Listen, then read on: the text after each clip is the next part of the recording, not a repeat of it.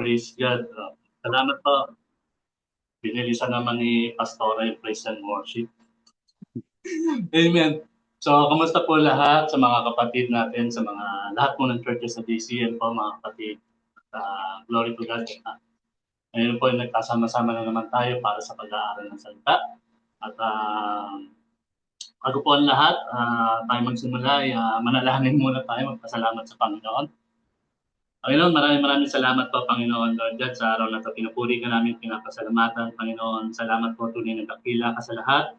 At Panginoon, tanging ikaw lamang ang may taas namin, Panginoon, sa mga ganitong pag-aaral, Panginoon. At ganoon din po, Panginoon Lord God, wala kang katulad sa lahat, Panginoon Lord God. Ikaw po, Panginoon, ang pinakapangyarihan sa lahat, O Ama.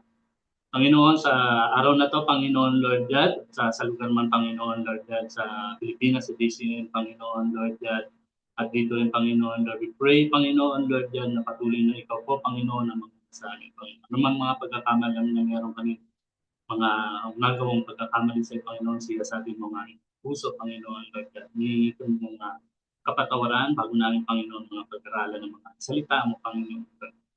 Salamat po sa iyo, Panginoon. At Panginoon, lukuban mo ako ng iba na nandito, Panginoon. O banal na Espiritu, ikaw po ang tumulong sa akin sa pagtuturo. Ganun po ay ikaw po ang maitaas at mapasalamatan at hindi ako, Panginoon. Ang lahat ng ito ay nanggaling sa iyo, Panginoon, at hindi sa akin, Panginoon, Lord God. Lahat ng mga nakasulat, Panginoon, Lord God, sa iyong mga banal na salita mo, Panginoon, Lord God. Lord, ay lahat ng ito ay para sa kapurihan mo at sa pasalamat sa iyo at hindi sa akin. Muli po, Panginoon, Lord God, salamat po sa pag-aaralan namin na ito, Panginoon, na binigay mo, Panginoon, Lord God, a word of encouragement para sa bawat isa, Panginoon. Kaya ikaw po ang patuloy, Panginoon, Lord God, na magbigay ng kalakasan sa amin. Muli po, Panginoon, sa iyong pinakamataas na papuri, sa ngalan ng anak ng Yesu Cristo, Divine ng Santong Espiritu. Amen.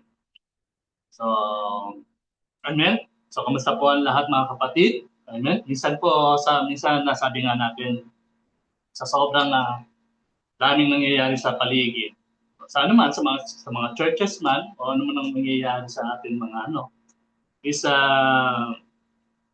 naapektuhan yung mga tinatawag natin mga task, gawain sa Panginoon. So meron kamusta na po ba ang ating mga task, commitment para sa Panginoon? Yung iba, sabi nga, parang tinatamad na. Yung iba naman ay parang wala nang gana. Karamihan din may mga kanya-kanyang excuses na tinatawag tayo. So may mga kanya-kanyang dahilan.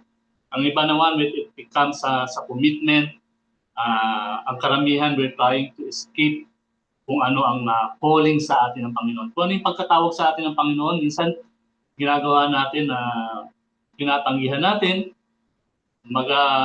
tayo tumatakas sa pagkatawag, tulad ni Jonah, o ano man mga ginawa natin. So maaaring you are looking to your own capability, sabi nga ng iba.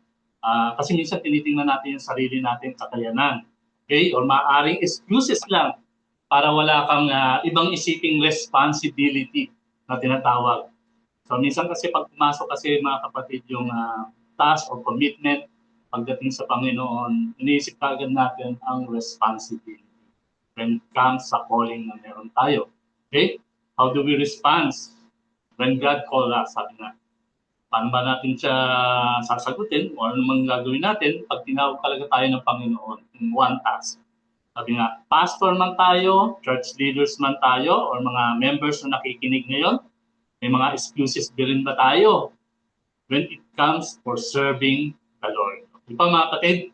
So, let's open our Bible po mga kapatid sa Exodus 4, 10 to 14 lang po mga kapatid. Pakibuksan na lang po dyan. Sa New King James na lang po. Para mas mapaliwanag ko po ng ano dito. Kasi yung mga letra na nakasulat. So, basahin ko muna po sa inyo yung passage o yung mga verse. Dito sa Exodus 4:10, New King James Version, then Moses said to the Lord, O Lord, I am not eloquent, neither before you nor since you have spoken to your servant, but I am slow of speech and slow of tongue. 11, so the Lord said to him, who has made man's mouth? Or who makes the mute, the deaf, the seeing, or the blind? Have not I, the Lord? Okay. Now therefore go, and I will be with your mouth, I will be with your mouth, and teach you what you say, what you shall say, sabi dito sa 12. The Lord said to Moses, okay? Then sabi niya sa 13, but he said, nangatwiran niya yung dito si Moses, O Lord, please send by the hand of whomever else you may send. Okay. So sa 14, sabi niya dito, so the anger of the Lord was kindled. Nag-alab yung galit ng Panginoon against Moses, and he said, is not Aaron the Levite your brother? I know that he can speak well, sabi diyan. And look, he is also coming out to meet you. When he sees you, he will be glad in his heart. Okay po mga kapatid. So ang ating pong title po ng ating pag-uusapan is Excuses. Okay. Title po ng ating Bible study, Excuses. May mga kanya-kanya tayong excuses pagdating sa mga calling, commitment, responsibility, o ano man dinedelegates tayo ng mga pastor natin sa mga body of church, ano man gawain natin sa body of church. Marami tayong may mga excuses tayo, may mga kanya-kanyang excuses. So, may kanya-kanyang gawain at may kanya-kanya sinasabi natin na mga excuses. Okay, so pag-aralan muna po natin yung mga verse. Sabi rito, when Moises is in Hebrew as Moshe, sabi nga sa in Hebrew, means drawn out of the water. Alam naman po natin yan. At kung mapapansin nyo sa point po ng verse 10, kung nandyan po kayo, kung makikita nyo po yung verse 10. So, New King James po yan. And, sabi dyan, and the Lord, sabi niya, bakit bagan yung New King James niyo po. Pwede po sa King James Version. Baka King James Version yung isa. Kasi medyo yun po yung kanyang lettering din. Okay, sa King James. Okay, pwede na po yan. So, kung mapapansin niyo, the verse ng letter 10 is the Lord. Sabi doon, and Moses said unto the Lord, yung makikita niyo po dyan, capital letter, L-O-R-D, at lahat ng capital letter, and meron sumunod, sabi ni Moses, O Lord, yung maliit naman, L small letter, and L na capital, then O-R-D. So, nakapag-aralan naman ng iba to. So, but ano lang, para magkaroon naman ng idea sa ibang mga members din. So, magkaiba ba ang Lord na ito? Kasi sabi ng ito, and Moses said unto the Lord, capital letter lahat, and oh my Lord, biglang capital letter yung L, then O-R-D na ito. So putong kong Lord po na to, when Prophet Moshe, natawagin natin, tinawag siya in the burning bush, nagpakilala sa kanya ang Panginoon in Exodus 3:14, sabi nga doon. Nagpakilala siya ang Panginoon, so makikita niyo naman at nabasa naman natin, sabi niya doon na Asher sinabi nga, sabi nga in singular form, kung mababasa niyo rin po sa inyong Mysore din, sabi diyan Haya in Hebrews. Pero sabi nga rito, it's translate for I am, or Asher that Ayer, that Asher, that I am, that I am. So, yun po ang pagkaano ng Panginoon kay Moshe o kay Moses. Dahil sa napaka-holy ng kanyang name, nasa napaka-holy ng pangalan ng Panginoon. So, nalalaman naman natin, hindi tinatawag ni Moses siya sa pangalan niya mismo talaga, yung pinaka-holy name niya. So, kaya kung makikita niyo, mapapansin niyo, is capital L na lang dyan, then O-R-D. So, the meaning po niyan is Lord, is like Elohim or Adonai. So, tinawag ni Moses na nireplace niya po ng pangalang Elohim or Adonai sa totoong pinakapangalan nung pinaka-ama. So, that's why kung mababasa niyo yung mga capital letter po na LORD, is the Lord mismo yung pangalan ng Panginoon. So, kung itatranslate niyo yan dyan sa inyong my source, ang lalabas dyan Jehovah. So, maraming pag-aaral pa dyan. Okay, so kung mapapansin po natin following verse sa mga excuses ni Moises, so sabi doon, nag-excuse siya sa Panginoon na sinabi na iba na lang, okay. Marami siyang excuses. Kung mapapansin po natin, Moses was adopted by the Egyptian Pharaoh's daughter and raised as an Egyptian prince. Kaya imposible na wala siyang alam sa pananalita o sa pamumuno. Kasi pinalaki siyang as a prince. O sabihin natin, so meron tong mga may mga counselor to, or meron tong mga nagtuturo sa kanya pagdating sa kaalaman. So, imposibleng walang alam si Moises pagdating sa pamumuno o sa pananalita.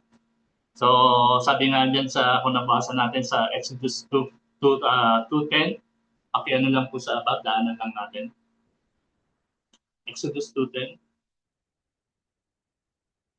Okay. Okay. Sabi niya, ng batay lumaki sa kanyang dinala, ito sa anak ng Parao at ito'y naging kanyang anak. Kanyang pinangalan siyang Moises dahil sa sinabi niya sapagkat aking inaon siya sa tubig. So this is the meaning ng Moses at dinala siya ng daughter's Pharaoh. So ibig sabihin po mga kapatid, is pinalaki siya, merong kaalaman o pag-aaral.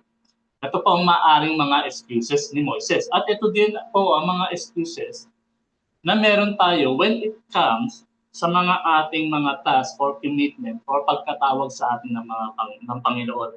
So meron tayong mga dahilan na tinatawag. Okay? So number 1 pong excuses natin. So sabi sa Exodus 3:11, who am I? Okay. So kahit ano lang po, kahit TPB or above, okay na po yun. So, ako na lang po mag-adjust dito. Yan. So, sabi diyan, who am I? Sinabi ng Moises sa Diyos, sino ako upang mapumaroon kay Paro at upang ilabas sa Ehipto ang mga anak ni Israel. So, who am I? Sabi dito ni Moises, sino ako? Or he was, si Moises kasi, so, inisip niya yung kanyang sarili. Hindi na siya prince. So, nasa labas na siya. So, a shepherd na. So, ang iniisip niya, hindi na ako yung prince ng Egypt na meron akong kapangyarihan. Then, 40 years passed since he had been in Egypt. So, maaaring nasa 80 na siya ng edad niya. So, and like Moshe, we were looking in the condition. Katulad ni Moises, tinitingnan natin yung condition ng ating sarili. So, yung sa ating sariling kakayanan, rather trusting God kung ano yung nakita talaga sa atin ng Panginoon, kung bakit tayo tinawag sa isang task. So, mostly pagka meron tayo kaagad na isang task or commitment o meron tayo kaagad responsibility, ang tinitingnan kasi kaagad natin yung capability natin. Hindi yung paano tayo tinawag ng Panginoon. So, hindi yung sinasabi natin na ano ba ang nakita ng Lord sa akin. Okay? Kaya maaaring sabihin natin ay hindi ko kaya, bakit ako? Si pastor na lang, ganyan. So may mga ganyang excuses tayo or yung iba naman, pastor, o bakit ako? Pastor na ako. Kayo naman. So meron mga ganyan na excuses. Ikaw na lang mag-share, hindi ko alam. So nagtatayo tayo ng sarili nating ministry na lang, yung tinatawag natin mga sitting ministry na lang. Yun, okay.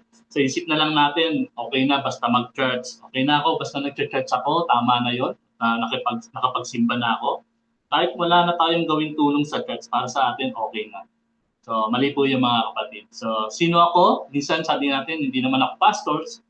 Pag tayong ganyan, mga kapatid, hindi naman ako leaders. So, sino ako para mag-share? Maraming nagsasabi niyan, lagi ba't, sabi nga ng iba, ba't ako? Okay. So, almost katumbas rin ng sino ako. So, by helping your pastors, leaders, sa mga ibang task na pwede mo namang gawin kaysa iasa mo sa mga pastor. Yung mga simpleng gawain, pwede nang gawin ng mga members yan eh. So pag nakikita natin na pwede na natin gawin o kaya natin gawin, gawin na natin kaysa naman iasa pa natin sa mga pastors. Be a part ng isang panambahan. Hindi yung lagi na lang sinasabi natin gawain ni pastor yan, sino ako para gumawa niyan. So hindi naman po ganun mga kapatid. A part of church, a part of ng responsibility ng isang church, kung magtutulong-tulungan lahat, medyo mag-aunlad yung ating church. Kumbaga, nandun yung pag-usad ng church. Pero kung sabi natin, kung hindi kung sino tayo para sa church, but kung ano ang magagawa natin for the ministry. Lahat na lang, parang minsan kasi lumalabas, parang lahat na lang, hinihila na lang ni pastor, drug na lang lahat, di ba? Lahat na lang, kumbaga, kahit yung iba hindi na gumagawa, sige ako na lang, ganyan ako, sige ako na lang, nagpupuno na lang, gano'n. But we can do. Meron tayong magagawa kasi tinawag tayo sa ministry. Hindi sabi nga ng mga pastors, when you come to the ministry, yung bago nyo attend, hindi aksidente kung bakit kayo nakapag-attend or napunta sa ministry o sa church. Ibig sabihin, meron kayong task and goal, yung commitment ninyo, pagkatawag sa inyo. So, meron po dapat tayong gawin para sa ministry. Katulad ni Moises, ito ay hindi natin minsan iniisip.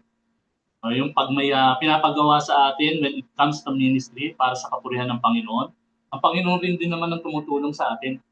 So, hindi naman para sa sarili nating kakayanan. Ang Lord din naman ang tutulong. Sabi dito sa Exodus 3:12, I will certainly be with you. Sabi diyan. Okay. So, kahit Tagalog na po, okay na po yun. So, yan. Ngunit sabi ni Moises pagdating sa mga, sa ano po, Exodus 3:12, okay. Kanya sinabi, ako'y makakasama mo at ito'y magiging tanda sa inyo, ikaw ay aking isinugo. So sabi dito ng Panginoon, ako'y makakasama mo. Pero kung makikita nyo, kung mababasa nyo yung mga verse pagdating sa 40 na binasa natin kanina, nagkakaroon siyang excuses. Nakalimutan kaagad niya yung sinabi ng Panginoon sa kanya na ako'y makakasama mo. So pag tayo tinawag rin po ng Panginoon in our task, in our commitment, in our responsibility, hindi naman tayo iiwan ng Lord eh. So kasama pa rin natin ng Panginoon. But we are looking, sabi nga, sa ating capability, sa ating sarili, ano yung magagawa natin.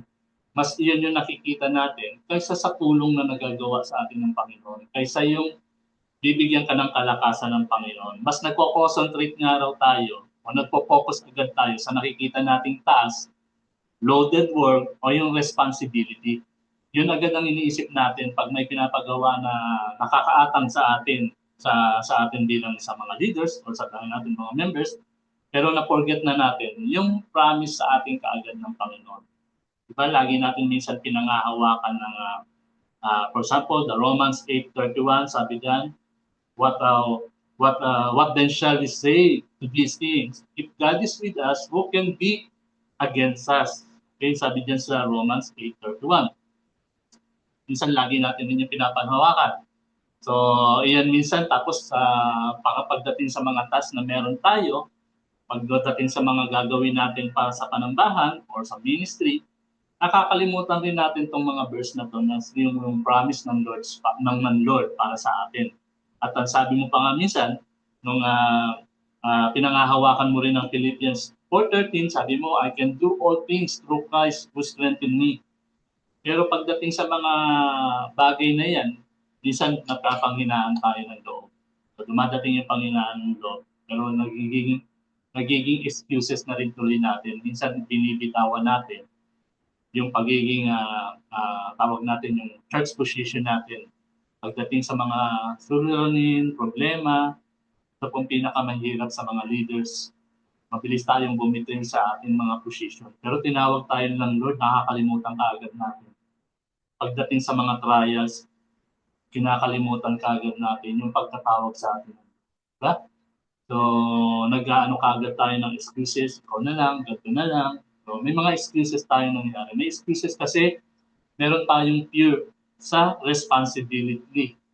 Na ano tayo sa mga responsibility na baka hindi na natin magawa, hindi na natin kaya. Not knowing God, sabi nga, not knowing that God is there to help us. Nandun yung Panginoon para tumulong sa atin. Pagdating po sa mga responsibility, sa pangangailangan, sa panambahan, lalong-lalo na sa kapurihan sa Panginoon, hindi kanya iiwanan pagdating doon sa mga bagay. So, unang-una sa lahat, yung sinabi natin, who am I or sino ko para sa mga ganyan problema? Alisin natin yung mga ganyan excuses. Pangalawa, what shall I say? Sabi dito. Balik po tayo doon sa Exodus 3:13.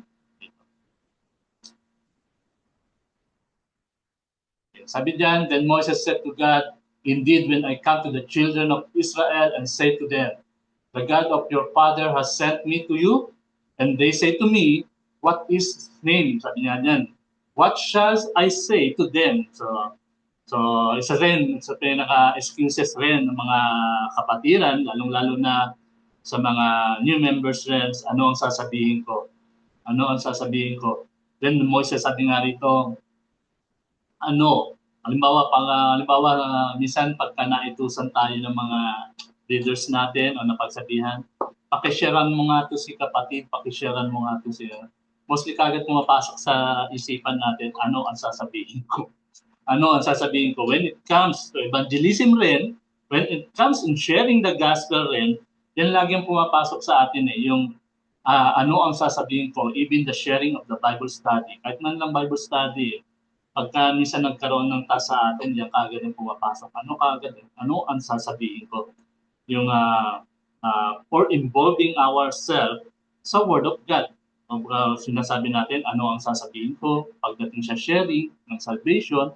So minsan yung kagad ng kaya meron tayong fear of sharing ng kanilang ng words of God, ng gospel, kasi yun laging unang pumapasok sa atin. Ano ang sasabihin ko? Kahit nga kasama mo sa school minsan sinasabi mo rin sa isipan mo, gusto mong sharean, pero ano ang sasabihin ko?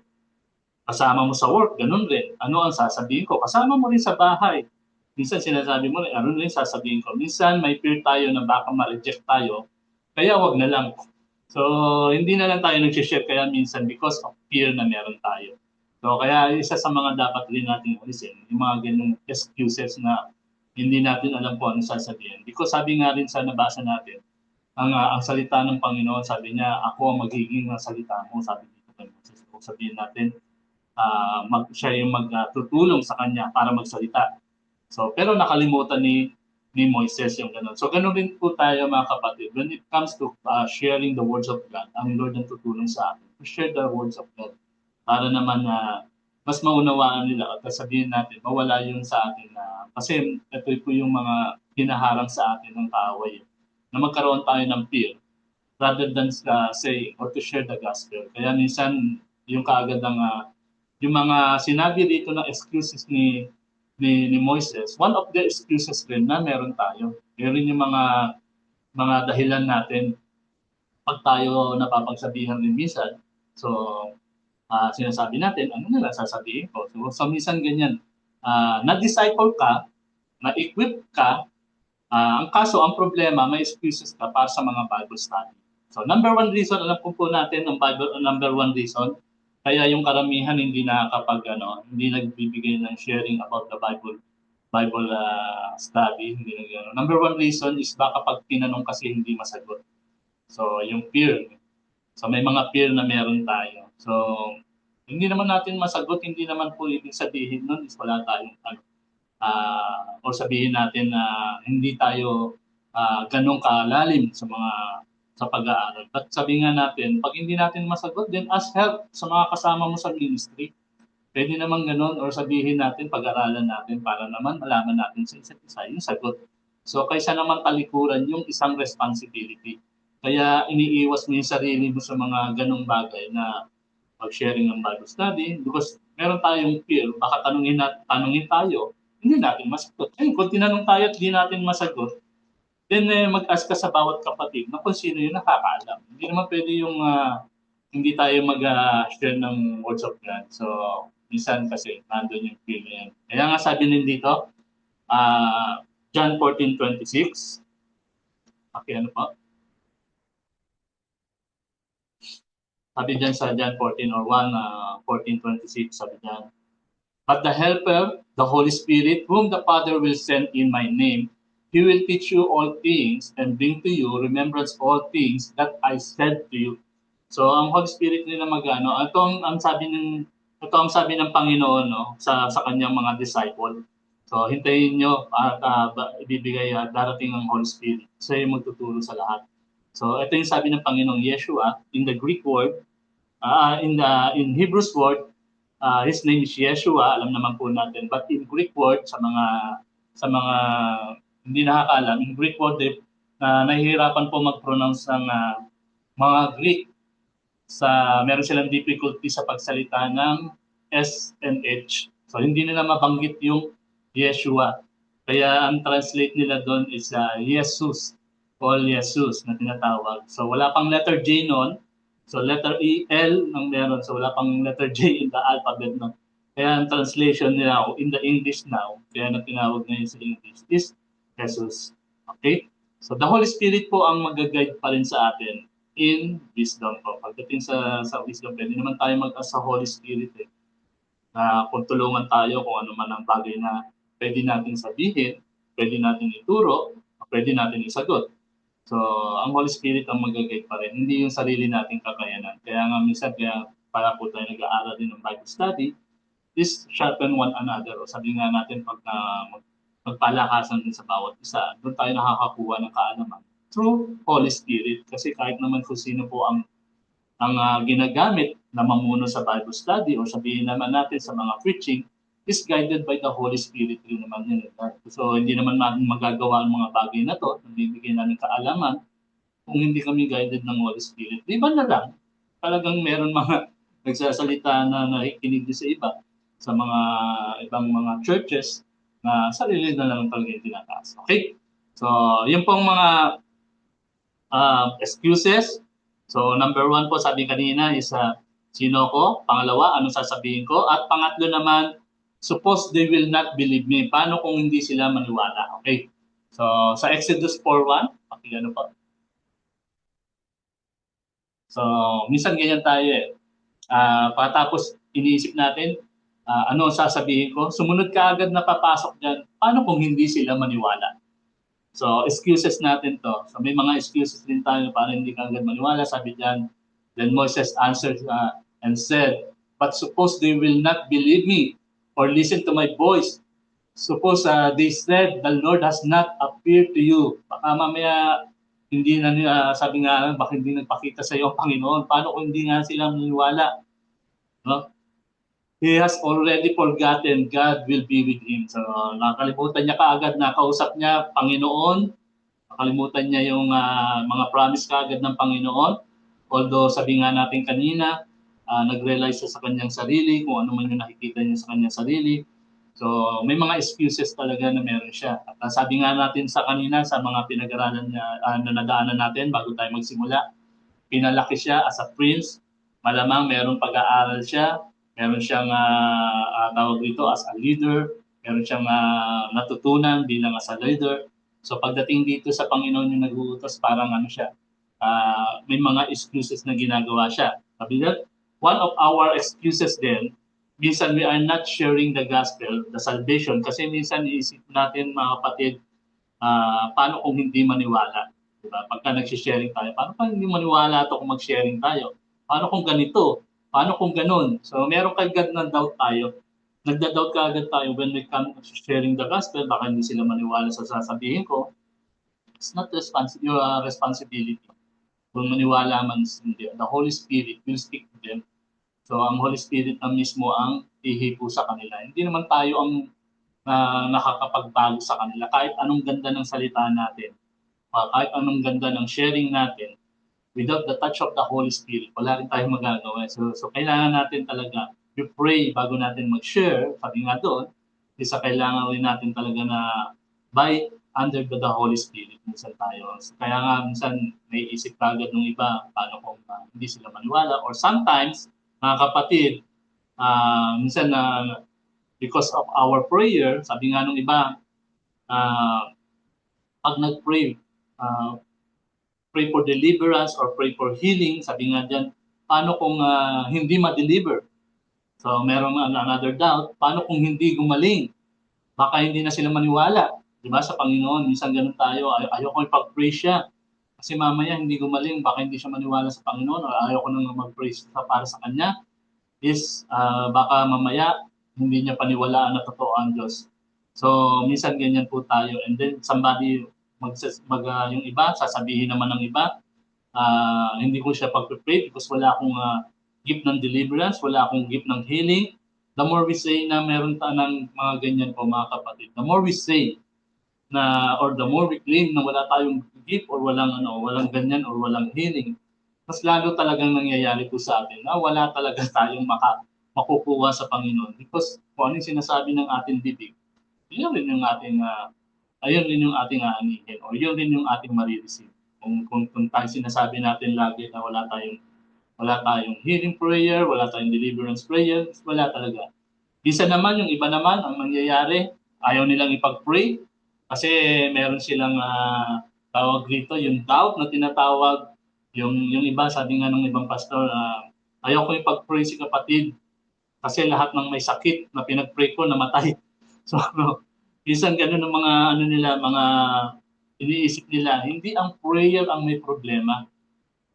So ang may problema po, yung nagpe-pray minsan, we forgot yung yung tinatawag natin na His will be done. So ang Lord pa rin ang nakakaalam ng lahat.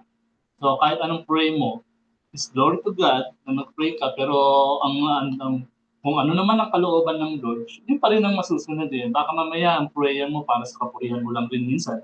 Kaya rin nangyayari yung mga ganun. So, kaya huwag tayo mag-doubt na baka hindi sila maniwala. When it comes to the Lord, ang sharing sa Panginoon is siya pa rin po ang may tataas. So, siya pa rin ang nakakaalam. So, sabi rin dito sa James 1:6 o sa Santiago 1:6, sabi dyan. Okay, ano po sa James? James 1:6, sabi dyan. But let him ask, sabi dyan, in faith, with no doubting, for he who doubts is like a wave of the sea, driven and tossed by the wind. So, kung meron tayong doubt talaga, para lang tayong inaampas ng alon sa kaliwat kanan lang po mga kapatid. So, never doubt na meron tayo.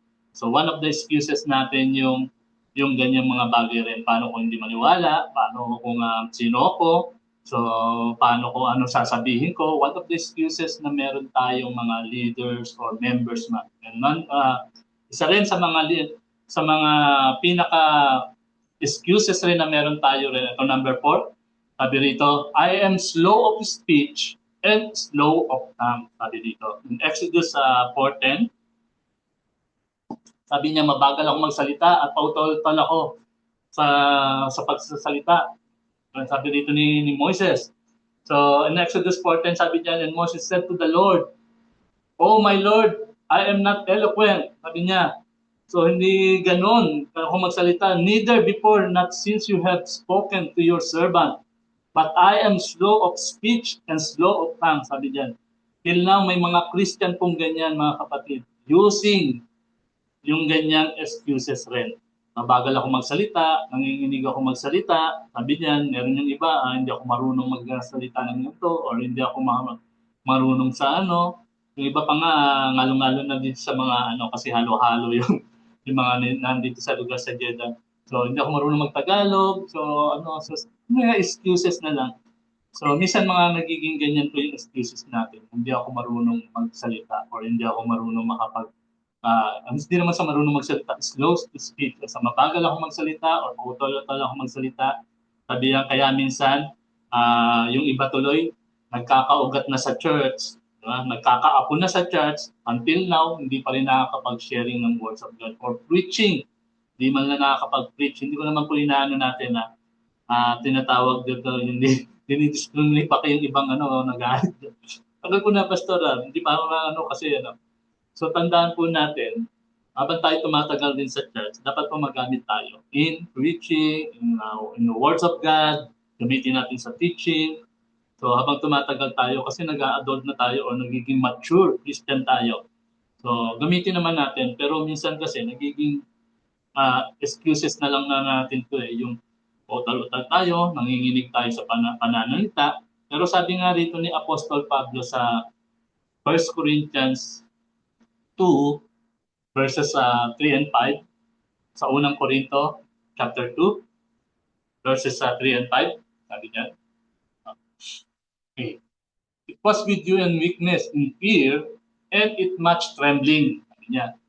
And my speech and my preaching were not with the persuasive, sabi niya dyan, words of human wisdom, but in the demonstrate of the Spirit and power. That your faith should not be in the wisdom of men, but in the power of God. Kung babasahin ko lang po rito sa Tagalog na TV. Nung ako'y nariyan, ako'y nanghihina at nanginginig sa takot. Sa aking pananalita at pangangaral ay hindi ko sinubukan hikayatin kayo sa pamamagitan ng mahusay na talumpati at karunungan ng tao. Subalit nangaral ako sa pamamagitan ng kapangyarihan ng Espiritu, upang ang inyong pananampalataya ay masandig sa kapangyarihan ng Diyos at hindi sa karunungan ng tao. So kahit ano pong klase tayong preaching, teaching, meron tayong sharing ng Word of God. At sabihin natin mabagal ka pananalita mo, ang preaching po ay hindi pagandahan. So, hindi po ang pagandahan, wala pong competition in the preaching. Ang preaching po, or sabihin natin, pag-share ng words of God ay para sa kapurihan po sa Panginoon. Kaya yung iba, may mga ibang nag-aaral, ito ay tulong sa kanila para sa preaching. Tulong, hindi po natin sinabi sa sumandigan na lang sa pag-aaral. Ibig sabihin is tulong para sa kanila sa mga yung mga pag-aaral na to upang magbigay sa kanila ng tulong when it comes to preaching. So lahat po ng revelation ng Panginoon is napakaganda. Lahat ng binibigay ng message ng Panginoon is napakaganda. Pero kung hindi natin mai-deliver ng kaayusan, paano maiintindihan? So, yun ang ibig natin sabihin. Pero kahit pautal-utal ka, kahit mabagal ka magsalita, the more na naiintindihan, wala akong problema. So, it's not a contest po pagdating sa preaching. Hindi po contest ang preaching, teaching, o sermon, o ano pang pagsasalita para sa ikapupuri sa Panginoon. Sabi nga natin, mabagal man, utal-utal, as long na maiintindihan ng sinishare mo, o sabihin natin, as long na maiintindihan nila kung ano yung gospel, mas maganda po yung ganun. Pero wag natin maging excuses na hindi tayo marunong magsalita, or wag natin gawing excuses na mabagal tayo magsalita, wag natin gawing excuses na nanginginig tayo sa magsalita. But ang Lord pa rin ang tutulong para sa atin sa mga task na po yan. Hindi po sa ating kakayahan, kung hindi sa kakayanan ng Panginoon. Di ba na lang kung talagang sarili natin ang itinataas natin when it comes in preaching. Gusto natin minsan pinapaganda natin ang preaching kasi nga gusto natin minsan ikaw papurihan. May mga ganong nagpi-preaching or sabihin natin nagti-teaching o nagsi-sermon or nag-share ng gospel, gusto nila sila yung magaling na kasi para sila na lang papurihan. But ang sabi nga natin kanina, hindi importante yung kung kaano kaganda. Sabi nga na wala namang walang paligsahan na tinatawag. Ang importante dito yung ma-deliver, maintindihan nung nakikinig. Kasi sabi nga, faith come from the hearing of the word of God. Okay? So, number 5 na atin mga excuses. Ito. Sabi dito, ni Moses sa Exodus 4:13, so, kanina, sino ako? Pangalawa, ano sasabihin ko? Baka hindi sila maniwala. At pang-apat, sabi nga, ako'y mabagal magsalita. Sabi niya, tutal-tal. At pang-lima, sabi dito ni Moises, ito po mahirap sa lahat. Please send whomever else you may send. Sabi dito ni Moises sa 4:13. Sabi diyan, Yahweh, maaari bang iba na lang ang inyong suguin? Sagot ni Moises. So, ito nagturo si Moises, iba na lang. Mag-send ka na lang ng iba. Excuses ni Moises. Kaya nagalit ang Panginoon. So, pastors, mga leaders, worship ministry, o anuman ministry na meron ka o kabilang ka, or member ka pa man, or member man tayo, mga kapatid, kung anong pagkatawag sa iyo ng Panginoon, huwag mong ipasa sa iba. So, lalo na po yung sa mga ating mga pastor, kung paano tayo tinawag. Kasi may mga nasa shoulder yan, may mga pasan-pasan ng mga pastors natin. Pero wag natin ipasa po. Ito ba yung gusto natin? Ito po bang gusto po ba natin bilang mga follower of Christ, bilang mga servant? Gusto ba natin na, Lord, iba na lang ang utusan mo? Lord, siya na lang utusan mo? Ito ba yung gusto ba natin bilang isang mga tinatawag natin na sumusunod sa Panginoon na gusto mong magsilbi sa Lord? Lord, I am a servant of Christ, pero pagdating sa utos ng Lord, sasabihin mo, Lord, iba na lang. Di ba? Kaysa tayo mismo yung maging vessel ng Panginoon, nagtuturo na lang tayo, Lord, baka pwede iba na lang, mahirap tong binigay mong task eh. Baka pwede iba na lang. So ayaw ba natin utusan ba tayo ng Panginoon? Isa sa mga napaka-importanting task, for example po mga kapatid, yung mga pastors na narito, nandyan mga pastors, pero sa mga task po ng mga pastors, sa mga nakalagay sa kanilang mga shoulders, mga pastors na yan, yung pagkatawag po sa atin, huwag niyo ipasa sa iba rin. Kung meron tayong may binigay man sa inyong responsibility ang Panginoon, huwag niyo ipasa rin sa iba. So did we pass to our associate? Minsan ginagawa ng ibang mga pastor, pagka pinapasa sa mga associate pastor nila, iba namang associate pastor, ipapasa naman sa church leader nila, Di ba? So may mga ganong ikaw yung napag-utusan ng Panginoon tapos papasa mo sa iba. So minsan ganun po tayong mga kapatid. So wag po natin ipasa yung responsibilities na meron tayo. Kasi kaya tayo inutusan ng Panginoon, alam niya yung magagawa mo. Alam niya kung ano ang meron ka. Alam niya yung inyong faith na meron ka para sa Kanya. Pero pagka inutusan ka ng Lord, then pasa ko na lang to kay assistant pastor, si pastora, yung mga trabaho na to. Tapos ako saka na lang. Diba, parang ang hirap po nata. So gagamitin pa ba kaya tayo ng Panginoon? Baka hindi na kasi pinapasa natin yung utos eh. So yung mga ganito, wag natin ibigay sa iba or wag na lang natin sabihin na magturo tayo sa iba. Lord, iba na lang. Wag naman ganun bilang sa mga leaders. Pag decision making, minsan ganyan ang nangyayari. Pag mayroon mga decision making mabigat sa church, mga kailangan gawin sa church, ang pinakamabigat na shoulder kaagad sa pinaka head pastor kaagad, sa mga head pastor, sa mga local, sa mga daughter church, yung mga head pastor, di ba? Pag mayroong mga mabibigat na decision pagdating sa church, so minsan mga pastors kaagad ang nabibigatan nito yung mga head pastor. Minsan sa sobrang bigat, ginagawa ng mga ibang head pastor, kay assistant pastor na yung mga decision mo. Pastor, baka ikaw na lang pwede mag-decision. Hindi po ganun pwede, mga kapatid. Bilang head pastor, tayo po ang dapat mag-decision. Sana kumbaga, namumunuan natin o sabihin sa pinapahawak sa atin ng Panginoon. Kaya nga tayo nilagay ng mga head pastors or assistant pastors para naman sa ating mga napapanghawakan. But the decision making, wag po natin ipapasa sa iba. Pagdating sa decision making, kung tayo binigyan ng Lord, tayo po ang magdesisyon. Kasi minsan ganyan, pag decision making, yung mga nasa baba, yung mga church leader, mga assistant pastor, mga church pastor, sila magdesisyon. Pag achievement, si pastor na. So, wag po tayong ganun mga pastors kung ano yung binigay sa ating atas, yun po Yes, mabigat po ang calling ng pagiging pastor, pero hindi natin din dapat ipaasa o iasa ang iba sa pagkatawag sa atin sa ng Panginoon.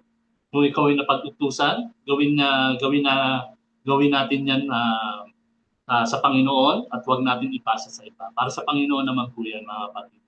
If God call you as a pastor, when do a work of the pastor. Pag tinawag tayong pastor din, gawin natin ang gawain ng trabaho ng pastors. Kung ano yung bigat, ano man yung responsibility, gawin natin, huwag natin ipasa. Kung tayo tinawag na associate pastor, gawin natin as associate na meron tayo. Support the head pastor, support the church, support the ministry. Pag tinawag naman tayong mga worship ministry or church leaders, mga ganyan, so gawin natin yung mga church leader and support others rin, mga kapatid. Hindi lang yung sinasabi natin, gawain to ni pastor, siya na lang. O sabihin natin, hindi ko naman gawain to, siya na lang. Or sabihin natin, ayoko ng trabaho na to, pipili ako ng mag-aang, yung iba na lang. So, tulong-tulong po. Huwag natin ipasa yung mga Kung palagay nyo naman, minsan nabibigatan sa task yung atin mga pastors, atin mga leaders, tulungan po natin. So, para naman magkaroon ng tinatawag na unity, yung pagtatrabaho sa bawat isa pagdating sa ministry. Kung paano tayo tinawag, gawin po natin at huwag na natin ipasa sa iba yung responsibility hanggat maaari. Mga kapatid, may mga kanya-kanya tayong calling sa Panginoon. May mga kanya-kanya din tayong reason kung bakit may mga excuses tayo. Pero huwag po natin kakalimutan, mga kapatid, kung ano yung pagtawag sa atin o ano man yung mga binibigay sa ating responsibility. Ang huwag natin laging kakalimutan, sabi nga in Proverbs 3:5, trust in the Lord with all your heart and not lean on your own understanding. So, huwag po tayong manahan o sabihin natin magtiwala na lang sa ating kakayanan. But trust the Lord. Kaya tayo tinawag ng Panginoon because meron nakita siya para sa atin na dapat natin magawa or kaya tayo nutusan. No more excuses, but trust in God. Pagdating sa ministry po, dapat hindi tayo nag-i-excuse. Di ba na lang po, mga kapatid, na excuses yung talagang masama ang pakiramdam or hindi talaga makapunta or may mga talagang conflict o mabigat na gawain. So, pwede tayo mag-excuse ng mga ganun, pero yung mga task natin in the ministry, yung gagawin natin sa ministry, hindi natin kailangan mag-excuse. Di ba? Sabi ko nga sa inyo kanina po is mas gusto niyo pa ba tawagin yung iba kaysa tawagin kayo? Mas gusto niyo ba na sabihin mong servant ka ng Lord pero iba yung inuutusan, ikaw hindi ka inuutusan ng Lord? Mas gusto ba natin gano'n na Lord, I am your servant, pero pag utusan mo na lang ang iba, wag na lang ako. So, paano po tayo magiging servant kung gano'n tayo? So, no more excuses pagdating sa Panginoon. Kung anong inutos sa atin ng Lord, do it natin yung responsibility. Alam ng Lord kung hindi mo kaya yun. Kasi ang Lord rin ang tutulong sa iyo, mga kapatid. Hindi kayo iiwanan ng Panginoon. Sabi niya, no leave you, nor forsake you. Sabi niya, I'll be with you. Ganyan ng mga kapatid, ang mga pangako ng Panginoon sa atin. Kaya no more excuses po. Your church position, mga kapatid, your church position is not accidentally kung bakit ka na andyan ngayon sa position mo na yan. Sa position po na meron kayong right now, hindi po accidental yan. Kung nabibigatan ka sa task mo, huwag kang mag-alala na andyan ang Panginoon. Kung nabibigatan ka sa responsibility, huwag kang mag-alala na andyan ang Panginoon. Ministry niya yan, hindi natin ministry to. Diba? It's not our ministry. Ministry ng Lord. Kumbaga, ito ay panambahan ng Panginoon. Kung anong kabigat na dumadating sa isang church para sa head pastor, wala tayong magagawa to trust in God. Trust in God lamang. Kung meron binabawas ang Panginoon sa panambahan, trust in God kasi siya ang mas nakakaalam sa lahat-lahat. So, your church position is not accidentally po. Sa anuman meron ka. At para naman sa mga members na narito, sabihin natin nakikinig sa mga members. So, darating rin yung time na ikaw naman ay darating sa isang position o responsibility rin na ibibigay para sa iyo ng Panginoon. But, sabi ko nga po natin kanina, is hindi natin kailangan o no more excuses rin para tayo sa gawain ng Panginoon. Wala po tayong dapat i-excuse pagdating sa Panginoon. So, napakasarap po magsilbi sa Panginoon sa pinaka-highest o walang katulad na Panginoon para sa Diyos na buhay. Wala pong napakasarap pong manindigan sa Kanya kasi yung pagpapagal po natin ay hindi mababaliwala po sa Panginoon. Lahat po yan nakalista po sa Panginoon. Lahat ng mga ginagawa natin nakalista po sa Lord. Hindi mababaliwala ang lahat ng paghihirap natin para sa Panginoon po, mga kapatid. Don't take any excuses, mga kapatid. So, wag po tayong maging tumingin sa ating sariling kakayanan, but tumingin tayo sa help ng Lord para sa atin, may tutulong niya para sa ministry. Ayun po, mga kapatid, at salamat po. Tayo manalangin. Panginoon, maraming salamat po, Panginoon, Lord God, sa araw na to. At ganoon rin po, Panginoon, Lord God, sa tinuro mo sa amin, Panginoon, Lord God. Panginoon, oo nga po, Panginoon. Minsan kami, Panginoon, ay nagdadoubt. Kakaroon kami, Panginoon, Lord God, ng mga alinlangan. Magkus, Panginoon, tumitingin kami sa aming kakayanan, Panginoon. Patawarin mo po kami, Panginoon. Nakalimutan namin, Panginoon, na ikaw po ay meron kang magagawa, Panginoon, na tulong para sa amin. Rather than, Panginoon, sa aming sariling kakayanan, Panginoon, Lord God, alam po namin na ikaw ang merong mas mahigit na makagawa para sa amin o magagawa para sa aming gawain, Panginoon, Lord God, na binibigyan mo. Yung pagkatawag mo sa amin, Panginoon, hindi nga aksidente, Panginoon, ang lahat ng to. May kanya-kanya kaming task, Panginoon, Lord God. But Lord, salamat po, Panginoon. Niremind mo kami, Panginoon, Lord God, na kaya namin gawin ang mga bagay na to dahil sa tulong mo, Panginoon. We can do, Panginoon, all things through Christ, Panginoon, Lord God, na mabibigay sa amin ng kalakasan, Panginoon, Lord. Wisdom, Panginoon, Lord God, kayo rin po nagpo-provide, Panginoon. Sufficient ang tulong, Panginoon, Lord God, yung ikaw po, Panginoon, Lord God, ay sinusustain mo kami, Panginoon, Lord God, sa aming pangangailangan sa bawat church, Panginoon, Lord God. Ano po ba, Panginoon, ang magiging dahilan namin kung ikaw naman ang magbibigay, Panginoon, Lord God? Panginoon, patawad sa mga excuses na sinasabi namin, Panginoon, Lord God. Hindi namin nalalaman, Panginoon, Lord God, yung kabutihan mo sa amin, yung kapangyarihan mo, Panginoon, nakakalimutan namin.